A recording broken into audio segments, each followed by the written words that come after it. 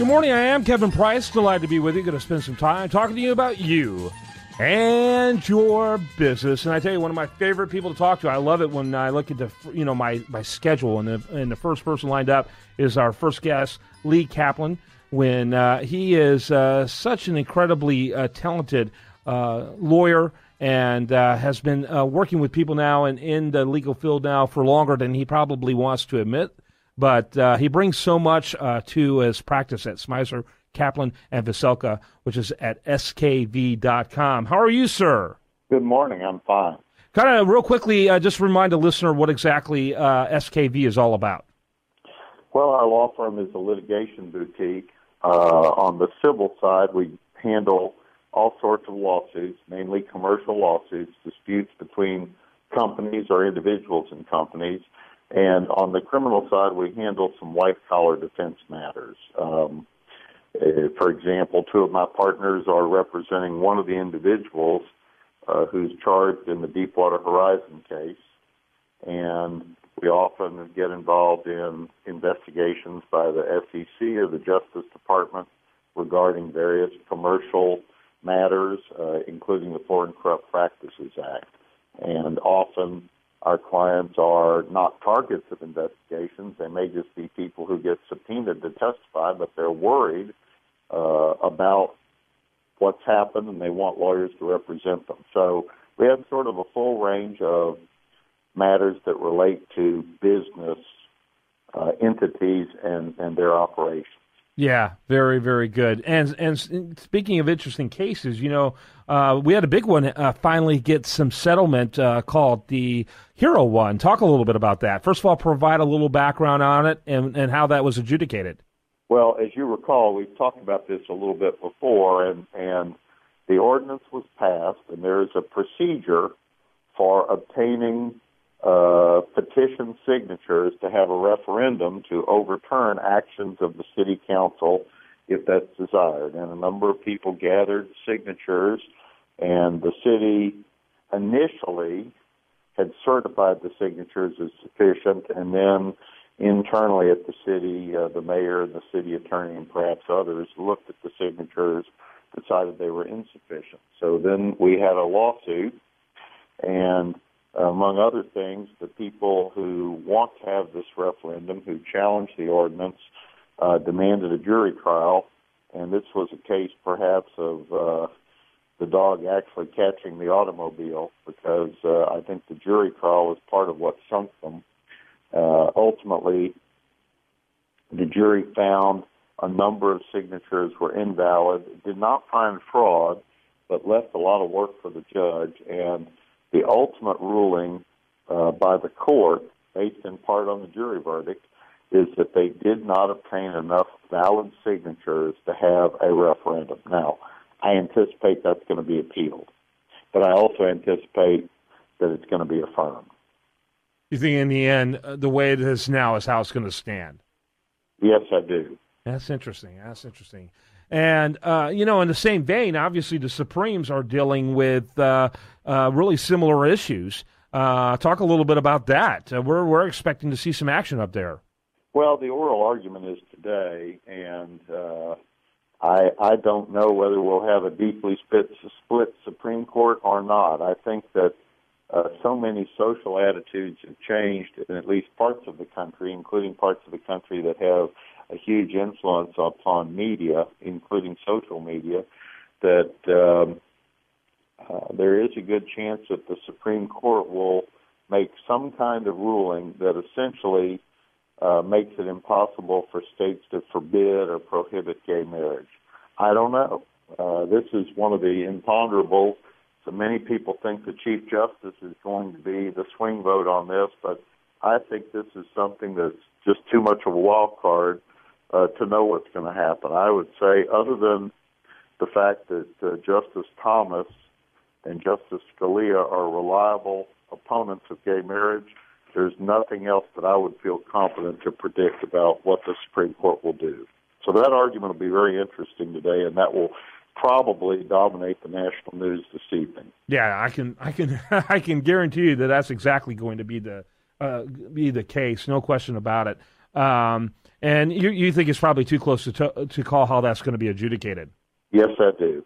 And people think there's these options of it's going to be purely federal. It's going to be, that the feds can't do it or whatever. And I guess it'd be helpful if we had you kind of define what are the actual options of how the Supremes could adjudicate on this. Well, I really have not followed this closely enough to know, but I would anticipate that the Supreme Court is being asked to rule that it is unconstitutional, that it violates the United States Constitution to prohibit gay marriage.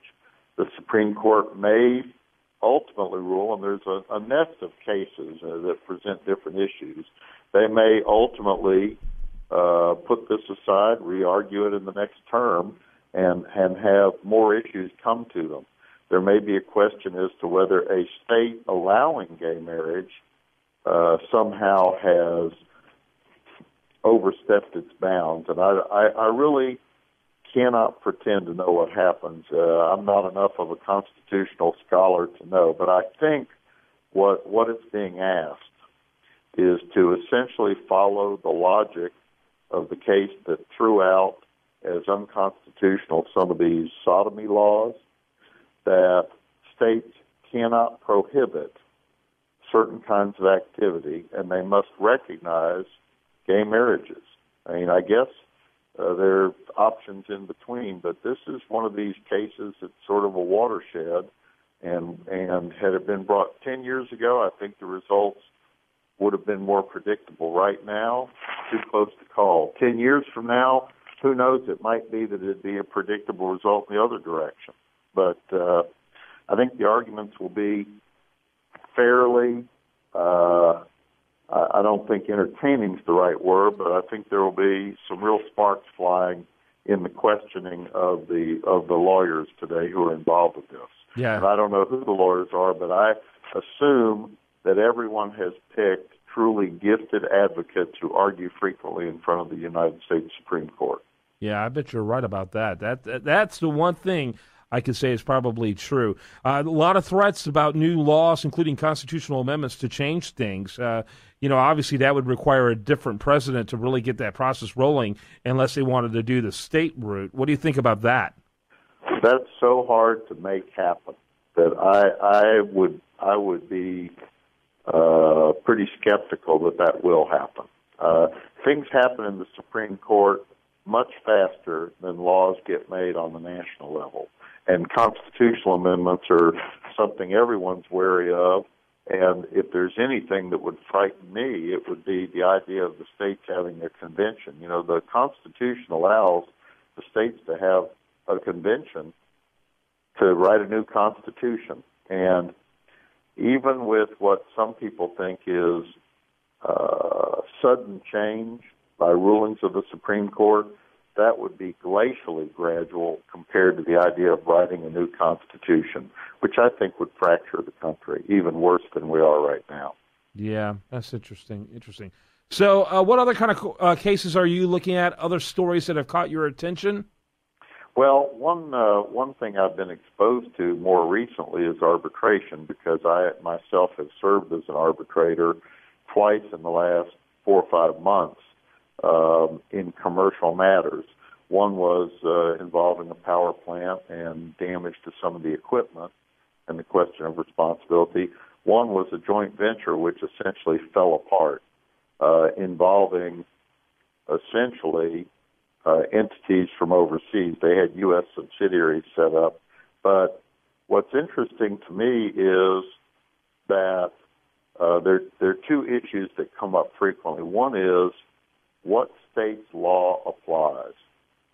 I assume when your average businessman in Houston, Texas, writes a purchase order for something, they don't specify what state's law applies. They figure I'm buying something here that's going to be shipped to me in Texas, and that's all there is to it. Or they say I'm selling something that I'm making in Texas, and that's all there is to it. Well, if they're selling to somebody in Illinois, they might be subject to some of the Illinois Consumer Protection Act or Deceptive Practices Act, that kind of thing. So I would say that invoices, purchase orders, and those kind of forms should be looked at pretty carefully. The other, not just a question of what state's law applies, but also whether you're going to have an arbitration clause. There are now, as you know, for example, in the home building industry, arbitration is the rule or the norm rather than the exception. Mm-hmm. And the courts seem to have upheld virtually every arbitration clause. If you don't want an arbitration, then you need to make sure that there are no documents that are part of your transaction that require it. And the third thing that I would say that relates to purchase orders and writings is the question about consequential damages. What happens if you buy a generator, say, for your business, and the generator catches fire and burns down your entire building? Many times, the purchase order form or the invoice that's issued before the generator is shipped by the seller will say that any consequential damages for the failure or defect in the generator are limited to the cost of the generator, for example. And if you've just had your whole building burned down and you've lost, first of all, you've lost the building and have to reconstruct it, but you've also lost profits for quite a period of time, then that contract may limit you in your ability to recover anywhere other than your own insurance. And that, of course, has its own consequences and may have limitations. So there are three things I would pay attention to for sure in the written transaction documents. Number one is what state's law applies. Number two is whether you have an arbitration clause. And number three, whether there are limitations of liability, the extent of damages that can be recovered. In either direction, if you're a business, you may want to make sure you have those kinds of clauses in your documents, just to make sure that you have limited your liability or that you know what state's law applies. Now, venue selection clauses matter as well. That is where the matter is litigated, but that is more often a creature of who sues first. So sometimes you can affect that. So that would be maybe four things. Yeah, four very practical things. Proving the old adage to be true that prior preparation prevents poor performance.